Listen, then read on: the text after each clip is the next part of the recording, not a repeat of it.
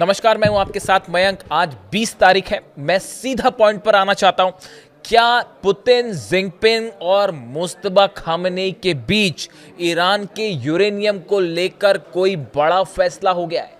क्या रूस, चीन और ईरान ने मिलकर एनरिच्ड यूरेनियम को लेकर कोई ऐसा प्लान तैयार किया है जिससे ट्रंप चारों खाने चित हो गए हैं, या जिसे शतरंज की भाषा में कहा जाता है चेक एंड मेट? क्या ये हाल हो गया है डोनाल्ड ट्रंप का? देखिए, पूरे अखबारों में, चाहे मिडिल ईस्ट के अखबार हो, अमेरिका के अखबार हो, यूरोप के अखबार हो, और जितनी न्यूज़ एजेंसीज हैं, सब में इस बात को लेकर चर्चा है कि पर्दे के पीछे ईरान के यूरेनियम को लेकर एक बड़ा खेल जारी है।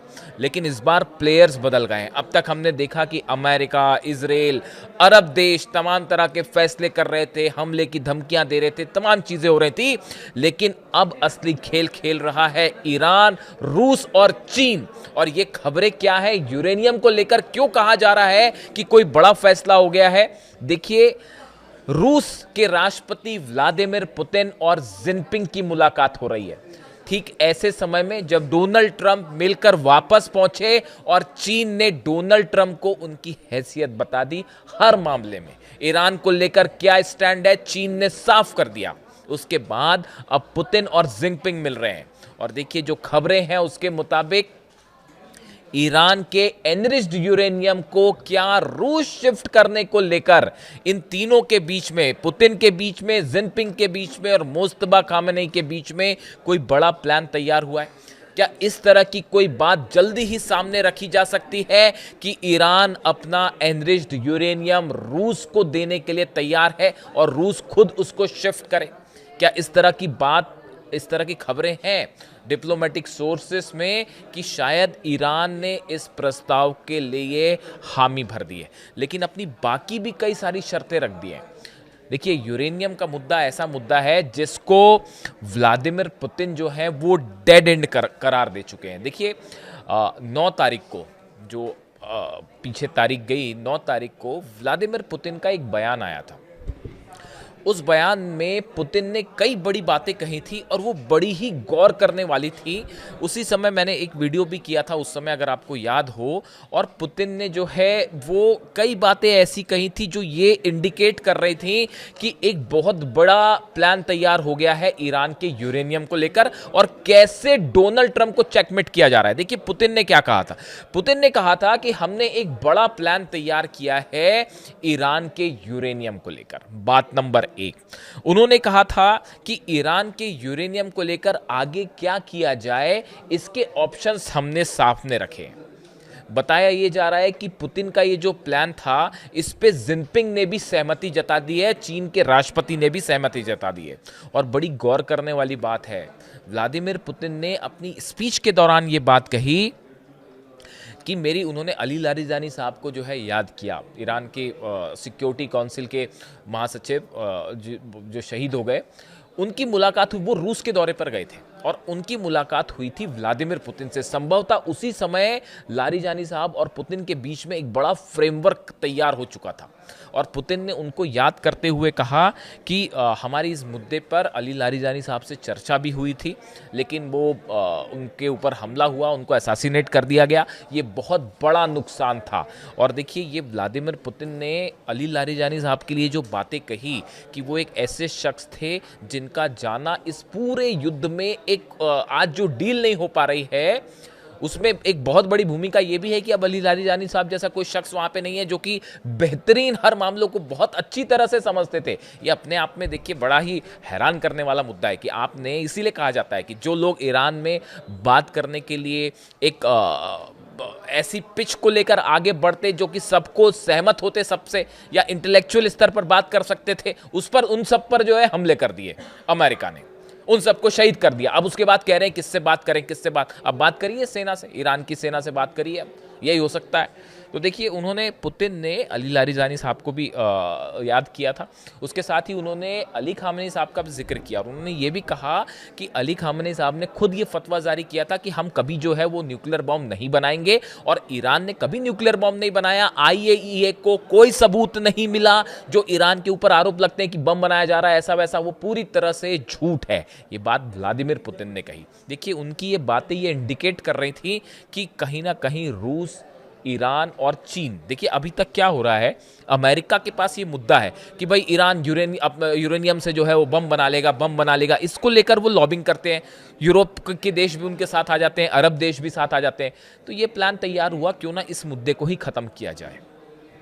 अगर ईरान अपना यूरेनियम शिफ्ट करता है रूस को, तो इससे 3-4 बड़ी चीज़ें हो सकती है। देखिए ये कैलकुलेशन है, ईरान इसके लिए कितना तैयार होगा, ये सोर्सेज से खबर है कि इस पर बड़ी गंभीरता के साथ ईरान की सिक्योरिटी काउंसिल में चर्चा हुई है और एक बड़े प्लान के तहत कुछ हद तक ईरान इसके लिए राजी भी हो सकता है। और देखिए ये, इसको आप इस तरह से लें, अगर ईरान का एनरिच्ड यूरेनियम बाहर शिफ्ट हो जाता है, बाहर मतलब स्पेसिफिकली रूस को शिफ्ट होता है, तो उससे क्या होगा। पहली बात ये, डोनाल्ड ट्रंप का जो प्लान है पूरे मिडिल ईस्ट को अपने प्रभाव में रखने का, वो पूरी तरह से खत्म हो जाएगा, जो सबसे बड़ी चीज होगी। और दूसरे शब्दों में कहें, ये अमेरिका की मिडिल ईस्ट की सबसे बड़ी मिलिट्री हार होगी। देखिए अगर यूरेनियम शिफ्ट हो गया, इसका मतलब युद्ध कैंसिल, युद्ध हमले नहीं होंगे, उसके बाद एक डील बनाई जाएगी और जिसमें यह तय है कि भाई यूरेनियम शिफ्ट हो गया, यानी हमले वाला प्लान खत्म। इसका नतीजा मिडिल ईस्ट से अमेरिका का प्रभाव हमेशा के लिए बेहद कमजोर हो जाएगा। दूसरी बात, मिलिट्री बड़ी हार है कि आपने हमला किया फिर भी आप यूरेनियम हासिल नहीं कर पाए। तीसरा, अमेरिका की विदेश नीति को करारा झटका लगता है। अंतरराष्ट्रीय जो साख है अमेरिका की हेजेमनी, एक सुपर पावर की इमेज, वो पूरी तरह से तहस नहस हो जाएगी। आप देखिए डोनाल्ड ट्रंप का बतौर अमेरिका के राष्ट्रपति जो प्रभाव है, आज यहाँ हमला कर देंगे, कल वहाँ हमला कर देंगे, आज इसको निपटा देंगे, वो पूरी की पूरी जो इमेज है उसको बड़ा डेंट लगेगा, उसको करारा जवाब मिलेगा। मिडिल ईस्ट का सबसे बड़ा प्लेयर बन जाएगा ईरान, ना सिर्फ मिलिट्री के स्तर पर बल्कि डिप्लोमेसी के स्तर पर। आप देखिए कितने तेजी से प्रभाव बढ़ रहा है ईरान का। और अगर ये डील होती है, और देखिए यूरेनियम शिफ्ट करना नहीं करना ये फैसला ईरान का है, लेकिन अगर वो रूस शिफ्ट होता है यूरेनियम, अमेरिका नहीं, वो तो कहता ही तैयार नहीं है और किसी को शिफ्ट करने के लिए ईरान तैयार भी नहीं होगा। सिर्फ रूस पर एक ऐसा मामला है कि रूस पर भरोसा किया जा सकता है। अगर शिफ्ट होता है और ईरान के ऊपर से तमाम प्रतिबंध हटते हैं, जो संपत्ति फ्रीज हो रखी है अगर उसको छोड़ा जाता है, और तमाम तरह की जो ऑयल एक्सपोर्ट पर बैन लगे हुए हैं अगर इनको छोड़ा जाता है, तो ये बहुत बड़ी इकोनॉमिक जीत भी होगी ईरान की। तीन बहुत बड़ी कामयाबी होगी अगर ये डील हो जाती है, तो ऐसा तमाम एक्सपर्ट इस बात की राय रख रहे हैं। इसके अलावा देखिए आप, जितने अरब देश हैं, चाहे सऊदी हो, चाहे यूएई हो, बहरीन हो, कतर हो, जॉर्डन हो, सबने ईरान का लोहा मान लिया।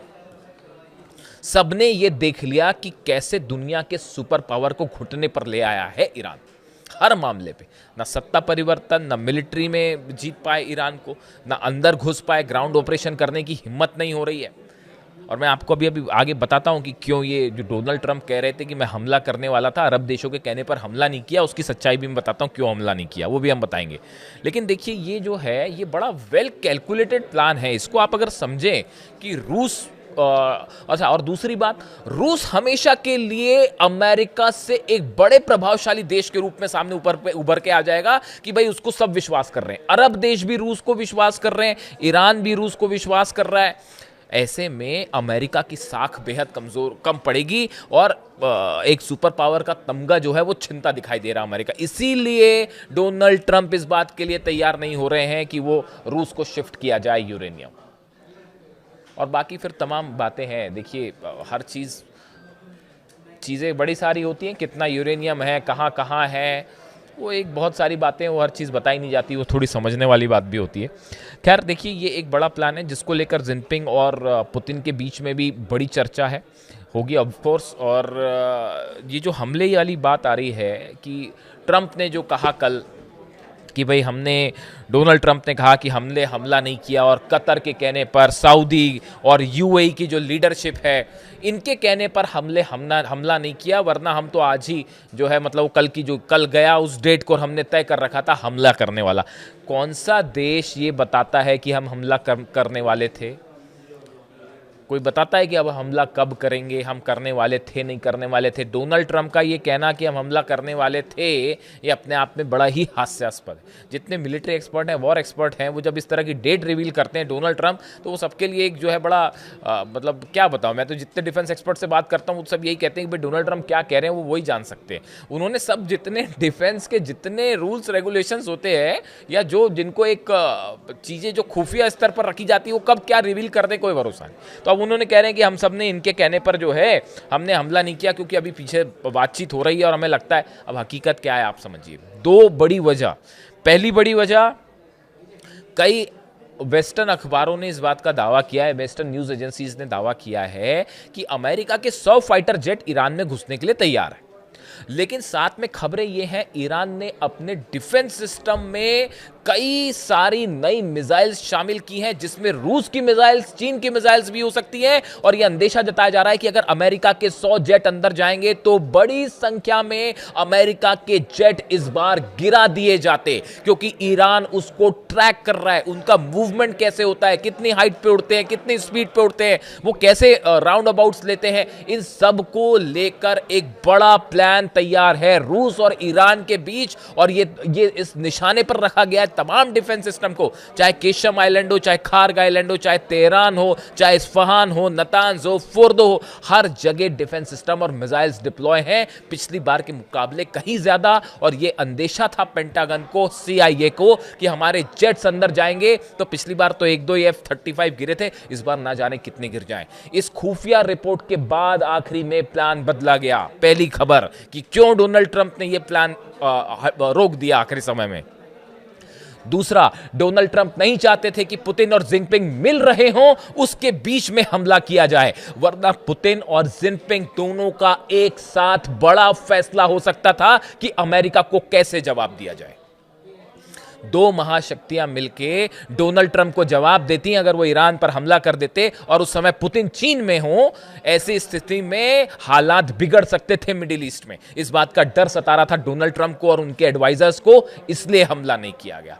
तीसरी बात आप सुनिए, आप सोचिए, यूएई के न्यूक्लियर पावर प्लांट पर हमला होता है और यूएई जो ट्रंप के मुताबिक, और यूएई के जो राष्ट्रपति हैं वो ये कह रहे हैं, सजेस्ट कर रहे हैं कि अभी हमला मत करिए। आप सोचिए किसी देश के न्यूक्लियर पावर प्लांट पर हमला हो जाए और ये लगा कि ईरान ने हमला किया है, ऐसी सिचुएशन में वो देश का राष्ट्रपति ये कहेगा डोनाल्ड ट्रंप से कि भाई हमला मत करिए।